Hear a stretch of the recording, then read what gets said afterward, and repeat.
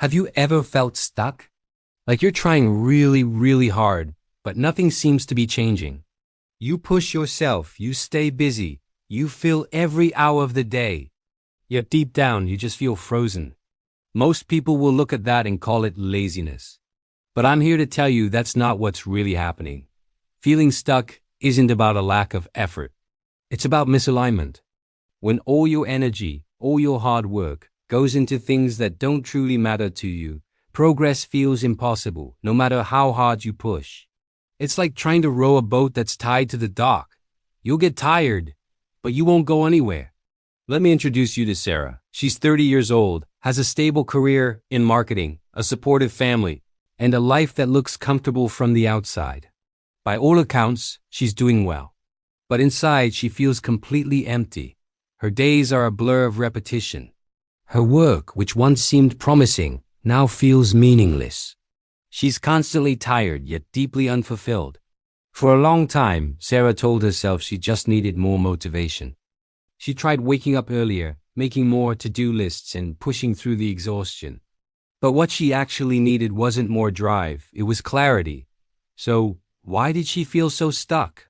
It wasn't because Sarah was lazy. Far from it. She was exhausted from working tirelessly toward goals that weren't even hers. She was climbing a ladder, but it was leaning against the wrong wall. She was productive, but totally disconnected from her own purpose. She was busy, but unfulfilled. And this is the exact trap that so many of us fall into. We confuse activity with achievement. We think that as long as we're moving, we're making progress. But movement without direction is just chaos. This leads to something called the invisible load. The invisible load is the immense mental and emotional weight you carry with you every single day. It's made up of the constant pressure to succeed in ways society defines.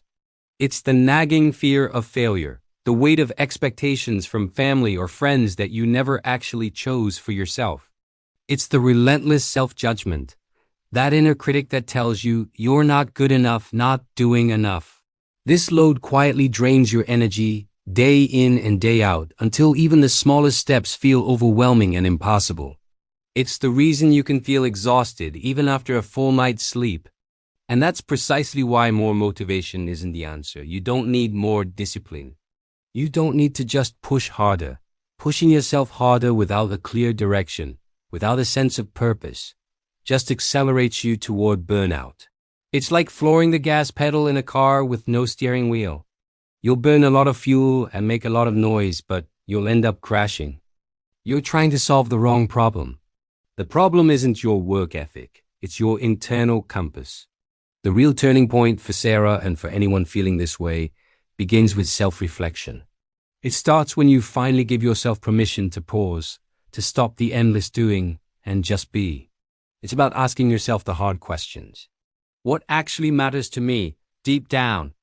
Not what should matter or what others say matters, but what truly resonates with my soul. What am I doing purely out of habit or because I'm afraid of what will happen if I stop? And maybe the most important question of all, what kind of life do I genuinely want to build for myself? These questions can feel uncomfortable because they challenge the very foundation of the life you've built. But facing this discomfort is where the power lies. Once Sarah started aligning her goals with her core values, everything began to shift. She realized her value wasn't tied to her job title or how busy she looked. She started to understand what gave her a sense of meaning. She stopped chasing the approval of others and started chasing a feeling of purpose. And a funny thing happened. The goals that were rooted in her own values didn't drain her. They energized her. They didn't feel like a chore. They felt like an expression of who she was. Instead of pushing a boulder uphill, she felt like she was flowing with a current. So if you're feeling stuck, I want you to hear this loud and clear. It's not a failure, it's feedback. It's your mind and body sending you a critical signal that something is off. You are not lazy. You are misaligned. And the beautiful thing about alignment is that it's something you have the power to fix. It starts today with one simple question. Thanks for watching, and if this resonated with you, consider subscribing for more.